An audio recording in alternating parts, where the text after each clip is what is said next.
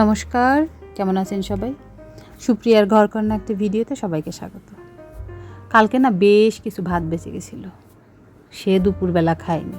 পুরুষ মানুষের একটা খানা, সেটা পান্তা ভাত হলে না অনেক বেশি হয়ে যায়। তো তাকে বললাম খেলে না, দেখা কত ভাত হয়ে গেছে। বলে ঠিক আছে, জল দিয়ে রাখো, সকালবেলা আমি খেয়ে নেব। আমার একটু মাছ ভেজে দিও, ব্যাস। হ্যাঁ, মাঝে মাঝে না খুব লক্ষ্মী ছেলে হয়ে যায় যদি এরকম জল ভাত বা পান্তা ভাত থাকে, যদি তাকে একটু বেশি করে পেঁয়াজ দিয়ে ডিম দিয়ে ভেজে দেওয়া যায় খেতে পারে। কিন্তু আমি তো ওভাবে পারি না ডিম ভাজতে। তো ইলিশ মাছ ছিল, ইলিশ মাছই 2 পিস ভেজে দিছি, কাঁচামরিচ আর শুকনো মরিচ ভেজে দিছি, ব্যাস। এখন লক্ষ্মী ছেলের মতো খেয়ে নেবে। এখানে মাকেও আমি খেতে দিয়ে দিছি। আজকে মায়ের খাবার অন্যরকম, মুড়ি দিয়ে আর প্যারা দিয়ে, এখানকার একটা মিষ্টি, সেটা আবার আমি একদমই পছন্দ করি না। আমি যদি এরকম টিভিতে ধর্মীয় গান চালিয়ে দিই তাহলে বেশ সারাদিন এটা নিয়েই থাকে, আর কোনো টেনশন থাকে না আমার। তারপর চলে আসছি রান্নাঘরে, রান্না করব। সকালে কিন্তু অনেক কাজ করছি, সেই কাজ বাজ সেরে আমি রান্নাঘরে আসছি। সেদিন যে অনেক শাক তুলছিলাম, সেই শাক কিছুটা ছিল ফ্রিজে। তো মায়ের ফেভারিট হচ্ছে শুটকি দিয়ে, কাঁঠালাঠি দিয়ে এই কলমি জাতীয় শাকগুলো, মলঞ্চ শাকগুলো রান্না করতে বেশ ভালো খায়। তাই আমি এখানে একটু শুটকি দিয়ে ওটা রান্না করব মায়ের জন্য। আর করব কলার যে থোর ছিল, সেই থোর ইলিশ মাছের মাথা দিয়ে।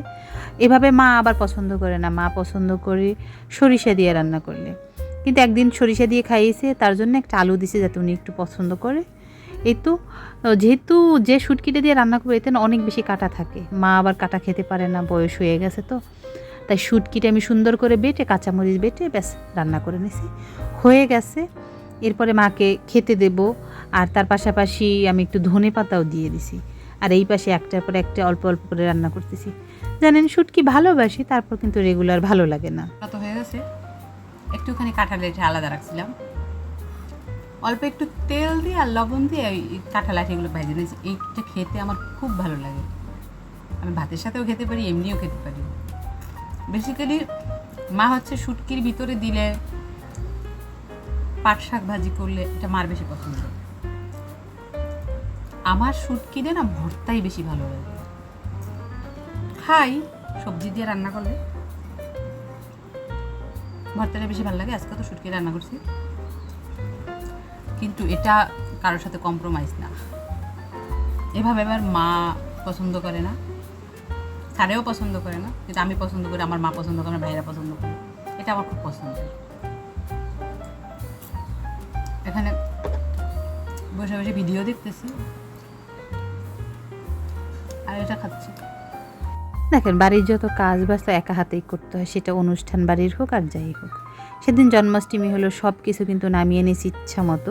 রাখার সময় না যত অলস হতো বাজে, কিন্তু এইগুলো না রাখলে জায়গা অনেকখানি জুড়ে থাকে, সেটাও না ম্যাসি লাগে দেখতে। আবার কেউ চলে আসে হুটহাট করে, আমার নিজের কাছেই ভালো লাগে না। তো আমি করি কি, এগুলোকে করে মানে বক্সগুলো ফেলিনি, আমি সব বক্সে ভরে কার্নিশে রেখে দিই, তাহলে একেবারে নিরিবিলি থাকে, নিচটা আমার পরিষ্কার থাকে। আর এগুলো সব আমার নিরামিষের। আমিষেরও আছে যেগুলো, সেগুলো তো আমি রেগুলার ইউজ করি। আর এই নিরামিষের এগুলো রাখলে আবার যখন বের করি, সুন্দর মতো ধুয়ে পাখায় রাখলে এভাবে আমি একেবারে লক করে রাখি, যাতে এর মধ্যে কোনো ইঁদুর পোকামাকড় কোনো কিছুই না যেতে পারে। যেহেতু আমি যে বাড়িতে থাকি এখানে ইঁদুরের একটা ভয় থাকে, আর তেলাপোকা তো সবারই আছে বাসায় জ্বালানোর জন্য। ব্যাস একে একে করে আমি উপরে রেখে দিই, আবার যখন লাগবে তখন আবার, কিছুদিন পরেই লাগবে, সামনেই একটা অনুষ্ঠান আছে, তখন আবার লাগবে। এক এক করে আমার রাইস কুকারটাও রেখে দিচ্ছি, কিন্তু এই রাইস কুকার বক্সটা ইঁদুরে একটু সেবন করে দিচ্ছে। এরপরে একটু নিয়ে বসছি কাপড়, এই কাপড়টা অনেক দিন আগে আনছি, সেই জানুয়ারি মাসে যে বাড়ি গেলাম তখন দাদা কিনে দিছিল, কিন্তু সেটা আর বানানোই হলো না। একবার ভাবছিলাম মিক্সি বানাবো, একবার ভাবছি কাপ্তান বানাবো। আমার বৌদি বলল কি, এটাতে নাকি একটা জামা বানাইলে ভালো দেখা যাবে। তো আমি ভাবলাম ঠিক আছে, কিছুটা কাপড় দিয়ে আমি একটা জামা বানাই শর্ট হাত আর বাসায় পরার জন্য, আর বাকি যেটুক থাকবে সেটুক দিয়ে আমি একটা ব্লাউজ করে নেব। ডিজাইনার ব্লাউজই করব, যাতে আমি, যেহেতু মাল্টি কালার আছে, অনেক ব্লাউজের শাড়ির সাথে পরতে পারবো। কি অবস্থা দেখেন, এই কি ঝকমকা রৌদ্র, আবার বৃষ্টি। আর বৃষ্টি হওয়ার পর এত বেশি গরম পড়তেছে, অস্থির লাগতেছে। আমি বসে বসে জামাটা একটু কাটলাম, কেটে রেখে দিলাম। কী করব, কোনো এক সময় সেলাই করবো। এটা হচ্ছে জানুয়ারি মাসে যে বাড়ি গেছিলাম, তখন দাদা আমাকে এটা কিনে দিয়েছিল। পাশাপাশি রত্নাদিকেও দিছিলাম একটা, রত্নাদিটা তো বানাইয়ে ছিঁড়ে ফেলছি, আর আমারটা মাত্র কাটলাম। কবে বানাবো আমি কে জানে। ইদানিং একটা জিনিস খেয়াল করতেছি, মানুষ মাত্রই কিন্তু ভুল হয়, কিন্তু সেই ভুলটা না যখন সে নিজে বুঝতে পারে তখন সেখানে সমাপ্ত করা উচিত, যাতে আর সেই ভুলটা না হয় সেটা করা উচিত না। কিন্তু আমরা সেই একই ভুল বারবার করি আর অন্য মানুষকে অ্যাডভাইস দিই, এটা কিন্তু একদমই ঠিক না। সময়ের সাথে সাথে সব কিছুই না চেঞ্জ করতে হয়, নিজের মানসিকতা চেঞ্জ করতে হয়, পরিবেশ চেঞ্জ করতে হয়। নিজের ভালো না লাগলেও কিন্তু অনেক কিছুই পরিবর্তন করতে হয়। কিছু মানুষ আসবে, দেখবেন তারা আপনাকে অনেক বেশি বেশি অ্যাডভাইস দেবে, কিন্তু সেই কাজগুলো তারা একবারের জন্যও করে না। কেন যে এরকম তা জানি না। এই ঘরের মধ্যে যে ফ্যান চলে, আমি যে মাটির মধ্যে যেটা রাখছি মায়ের ঘরে, এই মানি প্ল্যান্টটা না খুব দ্রুত শুকিয়ে যায়, তার জন্যই দিতে হয়। মা এখানে বসছে, বসে বসে দেখতেছে টিভি। আমি জিজ্ঞাসা করলাম যে একটুখানি মৌসুম্বি কেটে দেবো। জানেন, এই একটা ব্যক্তি হাতে কিছু তুলে না দিলে খাবেই না, আর কখনো নিজ থেকেও বলবে না ঠিক আছে আমায় দাও আমি একটু খাই। এখন পারমিশন নিয়ে তারপরে দিতে হচ্ছে। বললাম যে খাবেন, তাহলে দেবো। বলে ঠিক আছে কাটো, আমি অল্প একটু খাবো। তো সুযোগ যেহেতু পেয়েছি, দুটো কেটেই দিলাম যাতে খেয়ে নেয়।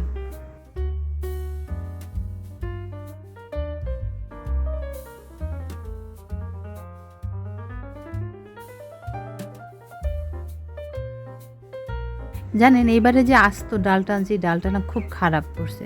তার জন্য আমি চেষ্টা করতেছি তাড়াতাড়ি শেষ করতে। পোকায় খেয়ে ফেলানোর থেকে আমি সংরক্ষণ করে রেখে সকালবেলা ভিজিয়ে দিছিলাম। ভাগ্যিস আমি দেখছিলাম, নতুবা 2-4 দিন থাকলে এটা পুরো নষ্ট হয়ে যেত। তো এখানে বেছে নিছি। তো বিকেলের দিকে ভাবলাম যে আমি একটু অন্যরকম কিছু একটা বানাই।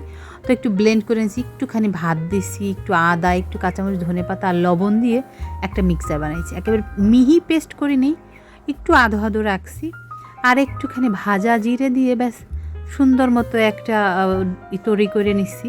এটা বিকেলের চায়ের সাথে নাস্তা হয়েই যাবে। অল্প একটু তেল দিয়ে ডালের বড়ার মতোই বলা যায়, ভেজে নিলাম অল্প আছে। আর অল্প তেলে ভাজতে হইলে একটু আস্তে জাল দিয়ে, মানে আগুনের তাপটা একেবারে খুব কম রেখে আস্তে আস্তে ভাজতে সময় হাতে নিয়ে। তো আমার হাতে পর্যাপ্ত পরিমাণে সময় ছিল দেখাই আমি করলাম। তেলের জিনিস তো খেতে হেভি লাগে, কিন্তু এই যে আমার শরীরের জন্য কতটা ক্ষতিকর জিভে সেটা বুঝে না। কিছুই করার নেই, মুখের স্বাদটা বজায় রেখে আমি অল্প করেই করছি যাতে 3 জনে একবারই শেষ করে দিই। এদিকে স্যারও চলে আসছে, তাকেও দিয়ে দেবো, আর মাকে বলবো মা যদি একটা খায়। জানেন, আমি ভাবি নেই এত ভালো হবে, এত অল্প উপকরণে এত ঝটফট করে হয়ে গেছে, কিন্তু খেতেও না দারুণ হয়েছে। মাকে বললাম, মা বললে আমি এখন আর খাবো না, তাই মায়ের জন্য রেখে দিছি যাতে মা রাতে ভাতের সাথে খেতে পারে।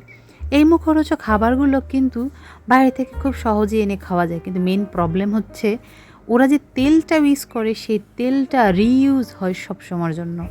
আর ওখানকার ওই ব্যাপারটা হচ্ছে ওতে আমাদের ক্যান্সারের ঝুঁকিটা অনেক বেশি থাকে। কেউ কি আর জেনে শুনে বলেন এই পথে যায়?